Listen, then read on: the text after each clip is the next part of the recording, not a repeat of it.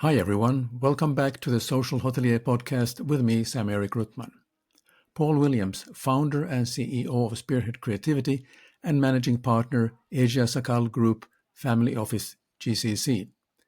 Paul leads Spearhead Creativity, a Dubai-based boutique brand consultancy with a global footprint, knowing for crafting holistic, commercial, viable brand strategies. With over 20 years of experience in the GCC area, Paul has guided some of the region's most iconic brands, helping them to thrive in one of the world's most dynamic markets. So welcome, Paul, and thanks for joining me the second time.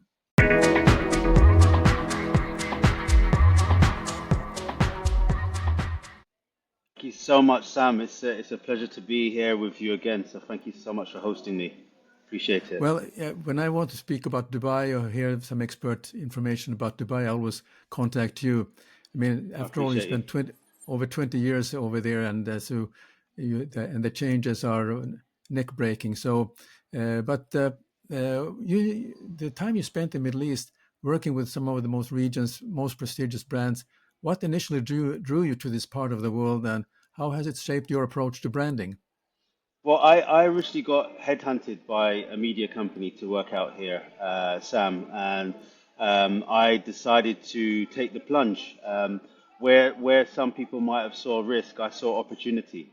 So it was a no-brainer. I had a decision to make between because I was living in the UK at the time, so I had a decision to make between Dubai or South Africa. So yeah, I went straight for innovation and technology. That was my main reason for coming out here. Very good. So you never looked back then. Exactly, exactly. Yeah. We're talking a little bit about. We have a lot of people in here in the audience listening from with a hospitality background and interests, and that's why the Dubai hospitality and entertainment scene constantly reinventing itself. How do you guide legacy brands to stay relevant without losing their core identity in a market obsessed with the next big thing? I think it's a case of just adapting to the times and always looking to the future. Dubai is definitely a place where it's always changing. There's always something new happening. It's a very innovative place, and it tends to attract the most, kind of like let's say curious and innovative minds. The best of the best. That's what Dubai is all about, and UAE in a whole. So I think it's a case of you know brands looking at the latest trends and then adapting to those trends, and also thinking forward. What's the next 5, 10 years going to look like? Yeah, yeah. With so many international hotel brands entering the Dubai market, what do you believe is the key to standing out and creating a lasting connection with the region's discerning travelers? I think it's all about the brand's enduring essence. What does that brand stand for? What are the pillars of the brand, and how does it resonate? Because obviously, a brand coming in from outside of the GCC would need to adapt to the local market. So it's all about understanding the culture, the cultural mixes, the nuisance, and then obviously finding out what your competitors are doing from a local, regional, and international basis. So it's all about integrating with the culture and partnering with the right partners, and finding that core enduring essence to focus on. Yeah. Let's say we take just a brand X based in Canada, and they say, Yeah. well, we want to go to Dubai and grow there. What are maybe some three, four things that they should really pay attention to uh, before they enter, so that they have a fighting chance to be successful? Well, I think if you're looking at Dubai, you need to look at the cultural diversity, because it's a very mixed culture environment, compared to somewhere like maybe Saudi Arabia, where it's a bit less cultural, but it's on the plans now into becoming more of a cultural district in terms of a country. So I think it's all about your cultural nuisance. How do you adapt your essence that's from Canada, what you just mentioned before, and how do you take that brand and adapt it to the new cultural environment here in the region, in the Middle East, into Dubai? What partners are you working with to help you with that transitional space? Hopefully, you'll be looking at me and hiring me to help you, because we that's one of our specialties.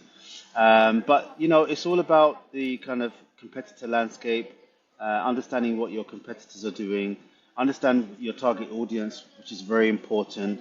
Understanding their needs, because obviously their needs here in Dubai will be different from their needs in Canada.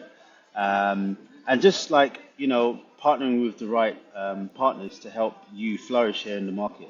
I think that's very Yeah. important. One of the largest travel shows or trade shows for the hospitality industry is Arabian Travel Market. Mm. And I remember you told me that you have attended it recently when it was held. What was your biggest takeaway, and how do you see these insights shaping the strategies of your clients moving forward? I think the biggest takeaway that I noticed from the Arabian travel market is just how many companies are coming here from outside of the region. There's a massive push and growth for the economy to attract more clientele, more businesses. Now, Dubai was a place where we had around about a population of just under 3 million. Now it's over just over four, and that's grown in the last like 17, 18 months. So you can see how rapid and how aggressive the market is. Every corner you turn now in Dubai, there's a crane. There's a new area being built. There's a new island coming up. There's a new hotel coming up on the island. But technology is really leading the way, I would say. The use of AI and how LNMs and stuff like this is coming into the market in terms of hospitality and how people are using that is really phenomenal. And I Yeah. can't wait to see what the future holds when it comes to technology being enforced into the hospitality industry. Yeah. So AI tools becoming mainstream in content creation and digital marketing. Do you think Correct. this will enhance or dilute the personal touch that's crucial of building a meaningful brands in the Oh, I region? think I think if you're smart enough, and we are smart enough, definitely it would enhance the experience. Yeah. We can't think of AI replacing anything. We need to think of it as an asset that helps amplify our messaging matrix. So it's all Yeah. about adaptation. It's all about learning. Every day is a learning curve and a learning process. So I think my clients right now are learning how to use AI to enhance their abilities with rapid speed. Okay. Very good. Um, so, with a deep understanding of this Middle Eastern market, where do you see the biggest opportunities for AI to transform brands communication in this cultural diverse region, as you mentioned? I think basically with the use of AI and the technologies that's available at the moment, I think the growth aspect of things and where I can see the opportunity is customer experiences.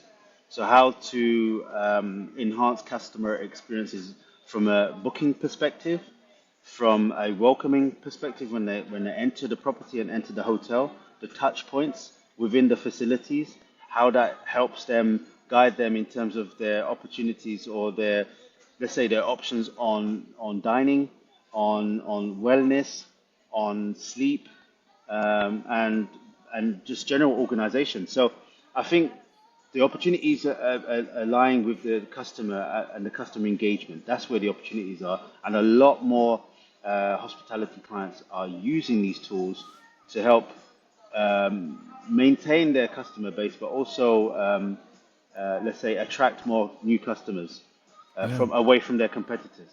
Because Yeah. Yeah. everybody wants an experience. No one just is going to book a hotel just to be next to the mall or be on the beach. They want to have the complete experience. This is what they're Right. paying their money for, and this is the opportunity that is growing in the mid market, I would say, rather than the luxury market. The mid market is Okay. where the opportunity lies. All right. Yeah. So you work with brands like Dubai Tourism, Accor, and Cartier. What are the key ingredients for building a brand that resonates across diverse cultural contexts? I think it's the content creation, to be honest with you. I'm Okay. working now with Millennium Group, so I'm managing the hotel portfolio across the region, and that's 64 plus properties. So they've launched, well, they've had it for a while now, but they're really talking about their My Millennium, which is their loyalty program. So loyalty programs, I think, are very, very key in terms of growth aspects. People want to earn points and want to be able to redeem points, whether that's an overnight stay, whether that's a dining experience, whether that's a hotel pickup, to and from the airport. People are getting a lot more savvy in terms of their loyalty now. I would say sometimes it becomes Dubai a bloodbath. In terms of so many hotels popping up, so many restaurants popping up, and for every restaurant that opens, that between 5 or 10 close. So it's not easy. The customer loyal base is not as loyal as it is in Europe. Per se, Oh, wherever yeah. there's a new place or a new restaurant or a new hotel that pops up, it's like a flock of sheep. They'll just flock to the latest and the newest area. So you have to be very innovative. You have to be very cutthroat in your approach. And always, like I said, always thinking about the next step, the next thing, the next 5 years, the next 6 months. What are we going to do? How are we going to change the menu? Should we look at this theme? Should we do this night? Should we cater for this area, like a family area during the weekend? Should we have a live band? Should we have a singer? These kind of things are popping up now, and entertainment as well. A lot of restaurants now are not just serving pairing wines with fruit. They're thinking about the entertainment. The people that are coming in and walking around the table, or how you're addressing your customers, and you're going now to restaurants, especially in the evening. They'll have set times and periods where you have to, vacate. So, for example, if you go to a specific restaurant in the DIFC, you might have 2 to 3 hours to sit and enjoy your meal. And then when it gets to the evening time, they'll have this entertainment section where, they'll clear the tables, make space, and people start dancing and doing all different acrobats and on the ceiling and all that kind of stuff. So people are trying to make sure that they captivate their audience and retain their audiences. And word of mouth is very key. The PR has to be on point. And that's what I'm doing with Millennium at the moment. I'm handling their complete communication ecosystem across the region, including the PR aspect and also the social media aspect and the influencer engagement. Very good. So, storytelling must have a very important part of that. So, Absolutely. how do you approach storytelling for this brand, particularly that need to connect with both local and possibly global audience? Well, I mean, the storytelling is very, very important. That's why we make sure that we analyze and do our research in terms of the target audience profiling. Whether you're looking at from a local perspective, from a Western perspective, and definitely now more than when I first arrived here 20 years ago, an Asian perspective, because you're getting a lot of Central Asian communities coming to Dubai now, investing in Dubai. A lot of Chinese and Japanese and South Korean, Vietnam, etc., coming to the Middle East now for investment. You can see it if you look at the property aspect.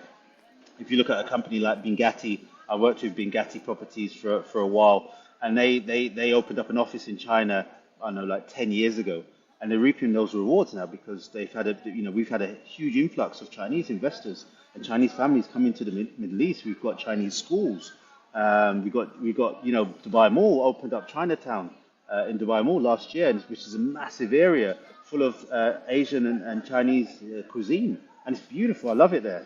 So you can see, you always have to be thinking, 10 steps ahead Yeah.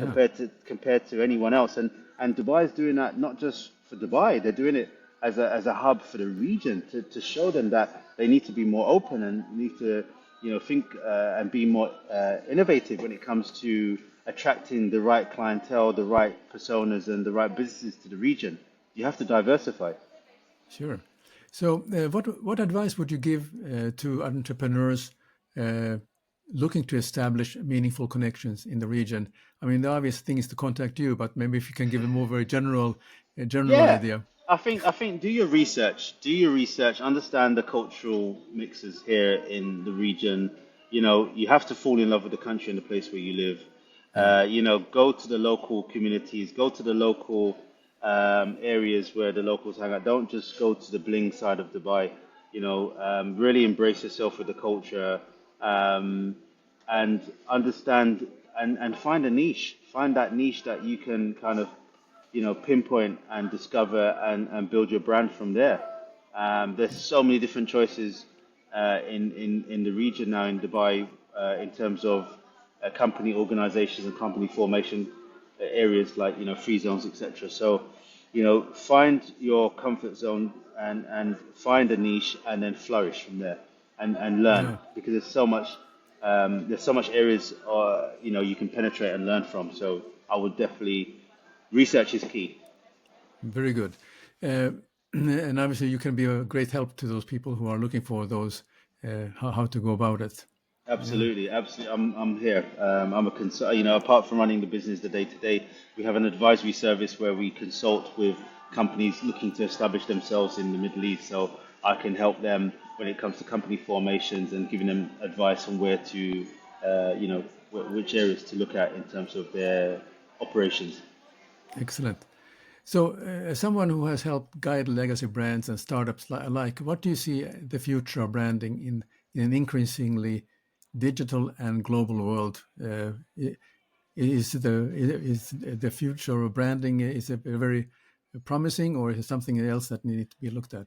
No, I think it's extremely promising, Sam, because like I said, storytelling is my passion, and everyone has a story. And I think when you're doing storytelling in the right way, being open about your journey, your company's journey, and where you're going, it will resonate and it will connect with so many different like-mindeds from different cultural perspective as well. So I think storytelling and branding is prominent, more prominent now than it ever was in the region. To be honest with you, because like I said, everyone's adapting to the change. You've got the Vision 2030. You've got the World Cup coming up here in the region. You've got the F1, which is flourishing now. And you've got so many different events and spectacles coming to the region. So everyone wants to be different. Everyone wants to enhance their storytelling. So I think branding is definitely key to growth. Yeah. So, if you And could that's leave, and that's and that's also not just from company perspective, but also from personal perspective. Personal branding obviously, is very important. a personal branding, yep, yes, absolutely. And if you could leave one lasting impact on the branding industry, what would it be? One lasting impact I would say is my legacy. I've worked with so many different brands around the region, from Kuwait to Saudi Arabia to Dubai, Bahrain, Oman. I've touched each and every footprint, and I've helped brands from the Middle East go into different markets like UK, US, Indonesia, Malaysia, Singapore, etc. So I think legacy and being part of the journey and knowing that you've been part of the growth of the region for me is what I would like to leave, and that's me. Very good. Now, looking back on your career, is there a particular piece of advice you received that still guides you today? Yeah, I would say be open to different cultures. Not everyone's going to be the same as you. So make sure you take it with a pinch of salt and be open to learning, because you have to. I like to immerse myself in my in my business when it comes to client. I love to immerse myself when it comes to different cultures. I like to go with my friends to a restaurant in Dubai which serves their cuisine. It might not be Middle Eastern, it might not be British, but it's Manipuri, it's Indian, it's Chinese, it's different. And for me, that allows me then to learn more about their culture, their ways of doing things, and how they think. And it really helps me when it comes to business, because Yeah. it helps me gain trust, and that's what it's all about.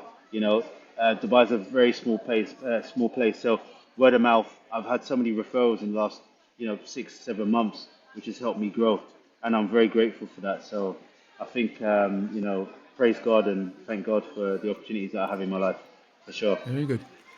If you think, I mean, Dubai is a very special place. I mean, you're driving back to UK once in a while. How does it feel to go back to UK, considering that you're in Dubai and there's 24/7, there's so much going on, and I don't know if people are still having two hand devices with them all the time, one for checking emails and messages, and one for taking the phone call. It's a very different world than Europe. So tell me your Yeah, to be personal honest, feel. to be honest with you, I don't know why, but I love going back more now than ever.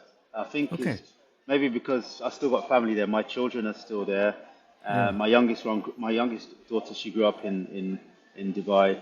My mother's still there, God bless her. So I love going back. I think for me, I travel a lot anyway for work, so I really appreciate Dubai when I'm more so when I'm not here, because it's a Yeah, privilege to live here. It's so easy to live here, yeah, in terms of like access to different things, and delivery, and the ease of getting around, and the technology is phenomenal compared to yeah, somewhere in Europe. But I do love to go back and spend time with my family, and that's just me. So I don't mind the rain. I don't mind the cold weather. I don't mind buying new jumpers or new jackets just to be in the winter and having some hot chocolate. But as long as I'm with family, I think I'm very grateful for the life I lead. So for me, yes. my experience of going back to Europe is personal, and that's me. And I think a lot of people can learn from that. Yeah, I mean, I remember from the time when I lived in Dubai, when there was a weather report, they usually said, tomorrow it's raining. It's going to be a beautiful day. So because rain is not that common in Dubai. Yeah, exactly. Yeah, Yeah, I mean, when it rains, it pours. Let's say. yeah, it does. So just as a final thing, that uh, I'm sure there will be people interested to connect with you. And what would be the best way to reach you and to maybe ask some questions and Absolutely. how? Yeah. Absolutely. So I'm quite active on LinkedIn. So my LinkedIn profile is Paul Williams, and you can search for Spearhead Creativity. That's my company name. But you can also reach me on my email address, which is ceo@spearheadcreativity.com. And yeah, just email me or just DM me on LinkedIn, and I'll be happy to help guide you, advise you on your brand or your personal branding or any kind of training related aspects of your life or career that you need help with. Well, thank you, Paul. It has been an excellent conversation as always. Absolutely, absolutely. Thank you so much, Sam, for having me. I really appreciate it. Thank you for tuning in to the Social Hotelier. If you enjoy this episode, please take a moment to leave us a review, give it a thumbs up, and don't forget to hit that subscribe button to stay updated. We have an incredible lineup of guests coming your way, so stay tuned for more thought provoking conversations. Until next time, take care and keep exploring.